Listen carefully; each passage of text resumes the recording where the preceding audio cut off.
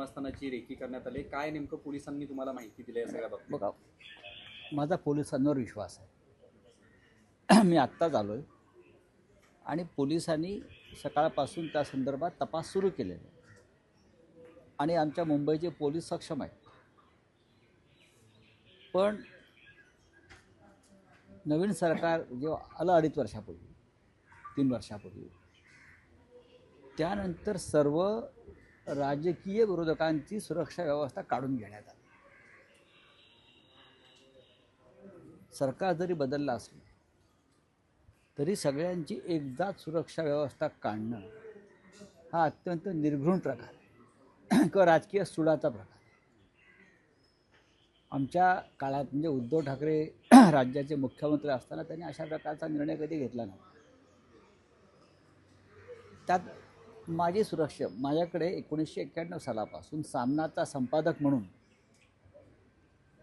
सामना हा कायम हिट लिस्टवरती राहिलेलं वृत्तपत्र आहे, सामनाचा संपादक म्हणून मला सुरक्षा व्यवस्था कायम राहिली. केंद्राकडून त्या संदर्भात काही सूचना होत्या. शिवसेनेचा नेता खासदार म्हणून सुद्धा सुरक्षा व्यवस्था असते. पण देवेंद्र फडणवीस म्हणण्यापेक्षा एकनाथ शिंदे मुख्यमंत्री झाले, पण गृहमंत्री फडणवीस होते. आम्ही राजकारणामध्ये आपल्यावर टीका करतो, आमच्या भूमिका मांडतो, म्हणून तुम्ही आम्हाला शत्रू समजता आणि शत्रू समजता म्हणून तुम्ही या टोकापर्यंत येता की तुमच्या जीवितातसुद्धा धोका निर्माण झाला तरी आम्हाला त्याची पर्वा नाही. या महाराष्ट्रामध्ये अशा प्रकारचं राजकारण कधी झालं नाही. बाबा सिद्दीकी यांच्यासारख्या एका नेत्याची हत्या झाली, बीडमध्ये संतोष देशमुख या सरपंचाची हत्या झाली,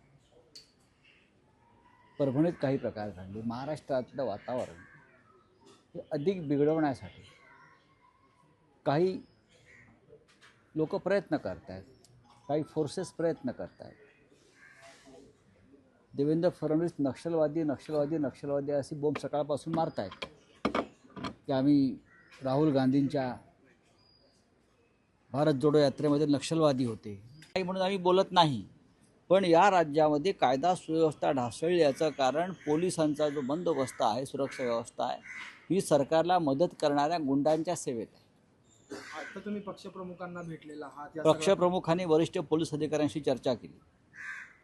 पक्षप्रमुख माननीय उद्धवजींनी नागपुरात विधिमंडळ पक्षाच्या नेत्यांशी चर्चा केली या संदर्भात आणि आमच्या प्रमुख जे नेते आहेत भास्कर जाधव त्या विधिमंडळातले आणि अनिल परब यांनी दोन्ही सभागृहामध्ये हा विषय आज चर्चेला आणलेला आहे.